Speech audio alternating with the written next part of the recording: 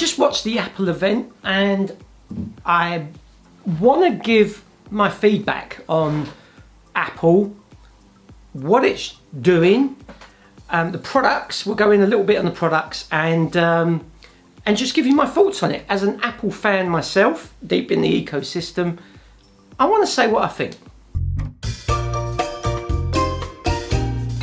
Starting off with the iPad mini. So Apple are bringing out this new iPad mini. It's got a Touch ID on top. It can fit, depending on how big your hands are, in the palm of your hands like that. It has center stage.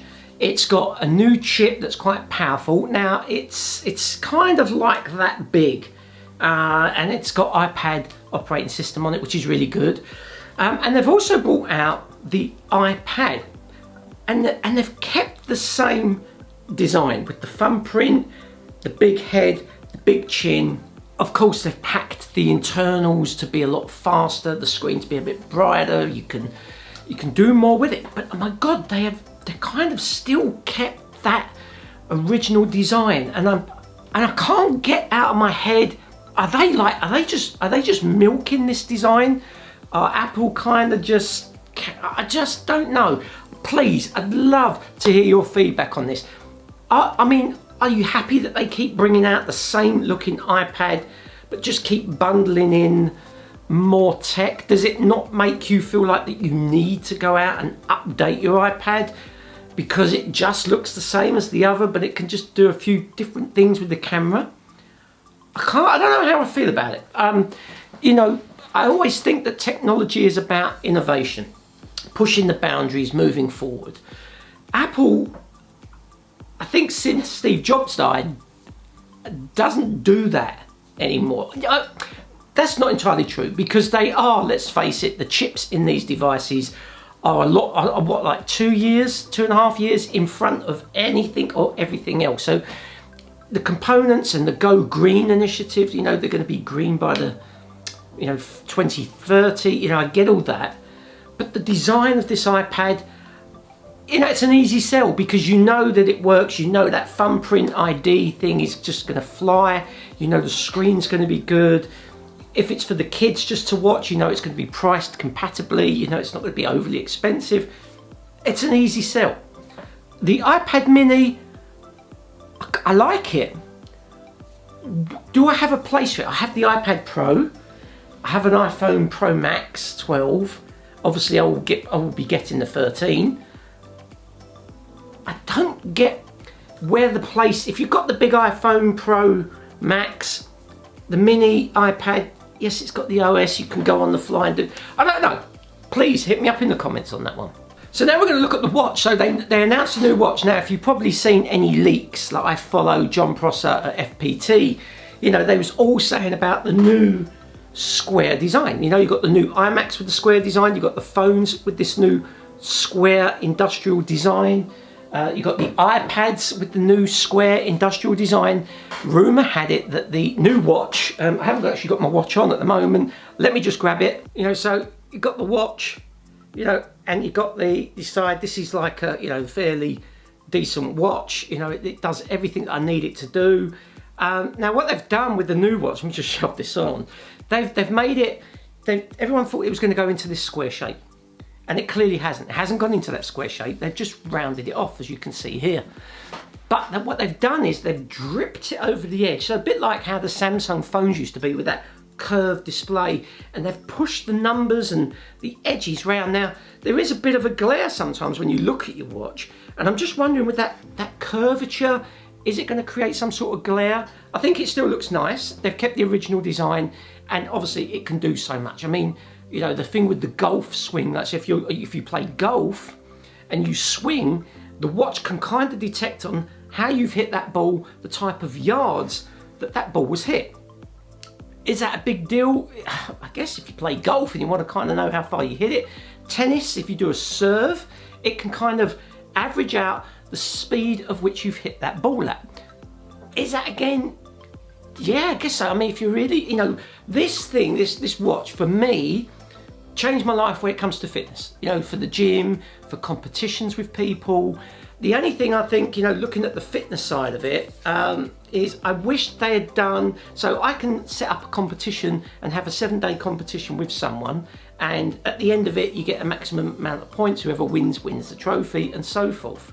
But what I wish they had done with that fitness is set up group competitions. That's what I really wanted, Apple. I really wanted group competitions. So rather than just challenging one person, you could have like a group of you and you're all challenging each other. That would really be something special. That I'm not only challenging Trevor or James and Mike or whatever, I'm challenging, you know, all of them at the same time. We're all in this challenge together and we're all trying, and it does push you, because you think, oh, you know, I look at my watch and I thought, oh my God, you've nicked it. How did you nick it? You know, it really does keep you motivated. I think what they've done with the watch is really good. They've not gone for that square industrial design. They've kept it round, but just made the edges. It's a good watch. Do you need to upgrade from 6? Probably not. I don't think so. However, you know, for those who want the latest in tech, it's going to be available. There it is. I think that, you know, the Apple Watch to me is still the leading watch on the market. So now we get to iPhone 13, and they have pretty much kept the same design as last year. You've got the 2 cameras. The only improvements again is on the screen, the technology inside, bigger battery, the colors they've done. They're really starting to push the renewable Go Green initiative that they're doing, which I think is fantastic for the environment. The earth needs this stuff, you know, and I get that.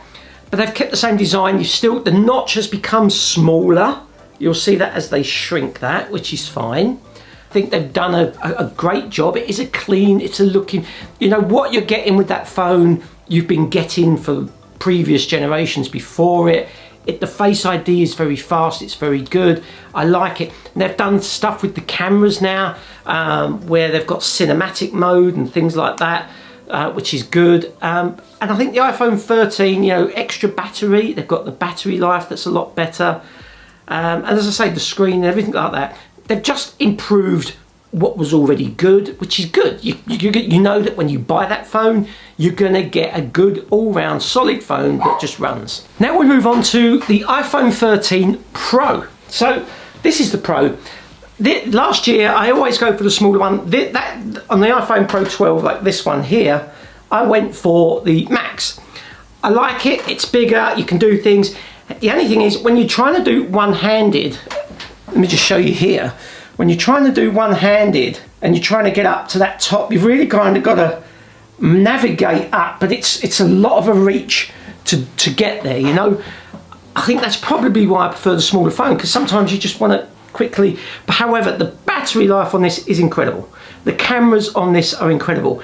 The hold of it is a bit, and they've kept the same design this year. However, again, like the previous one, they have just updated the internals. The battery is definitely a lot bigger. I think up to 2.5 hours longer. The A15 Bionic chip seems to be a lot more impressive. It's way ahead of any competition out there. But this time, the emphasis on the cameras, they've gone with this new cinematic mode.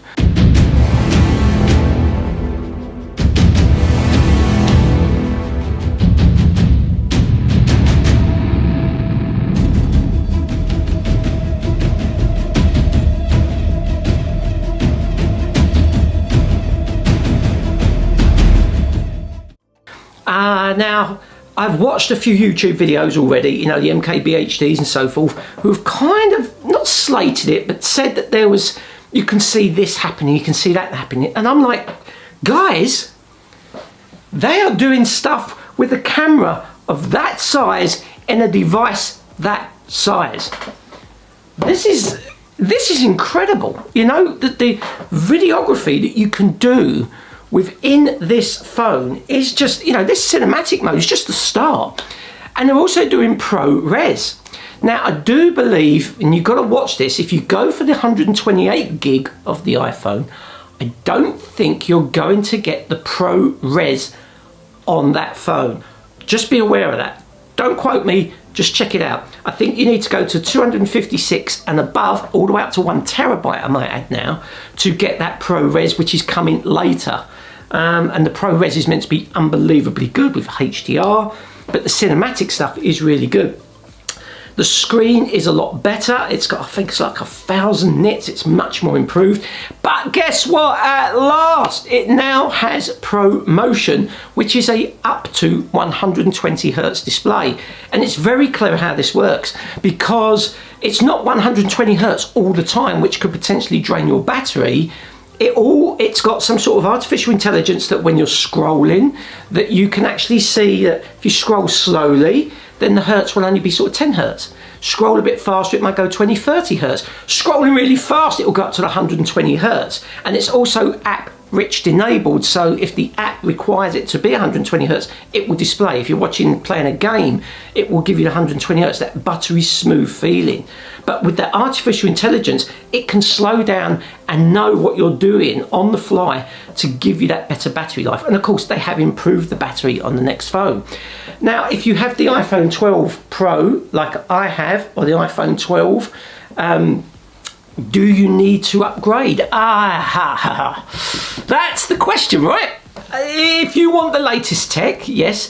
If you are all about the cameras, which to be fair, for my YouTube video, I do a lot of videography for shooting the cars that I shoot, some of the stuff that I do, some of the B-roll that I shoot. It's just so much better and easier to use the phone. Plus you're getting 4K.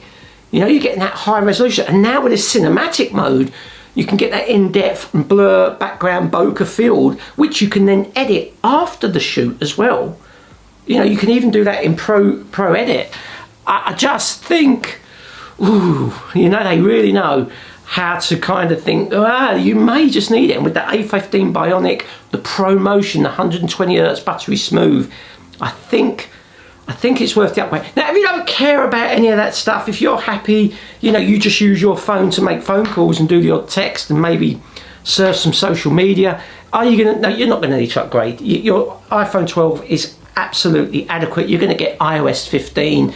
Don't worry about it. You're going to get all the latest updates that they're going to bring software, because you know with Apple it's going to be backdated.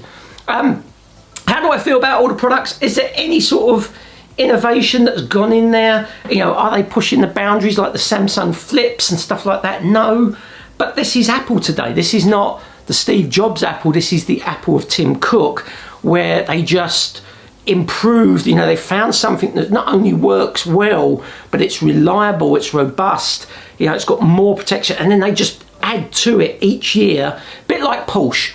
I would put it in the grounds of Porsche. Porsche have never really changed that 911 design, and all they've done is they just made it look a bit more modern, fattened it out, included the tech to make it now an unbelievably good car. And I think that's kind of Apple's gain and what they're doing with their tech, you know, with the iPad that we talked about, the iPhones, you know, from there I'm guessing it will then, that notch will go and we'll just have a little hole punch. If you watch FTP, John Prosser, who's already leaked the iPhone 14, now we don't know how good or how reliable that source is going to be. We notice now we have a little hole punch. Does that mean Face ID is going? We're going back to an under the screen thumbprint. We don't know. But they've just, this year on the iPhone 13, the iPad, the watch, they've just built on something that's already, we know, very, very good. And it's just got better. So as always, I hope you enjoyed this video. Please make sure you hit the like, hit the subscribe, hit the notification bell. And you know, thank you again for supporting my channel. Please make sure you hit that like. I'm noticing still that there's a lot of people watching the video, which is really great, but not hitting that subscribe. Maybe you think you're subscribed. Just make sure you're subscribed to the video down below. But please, please, please, please hit that like if you enjoyed the video. Take care, everyone, and I'll see you in the next one.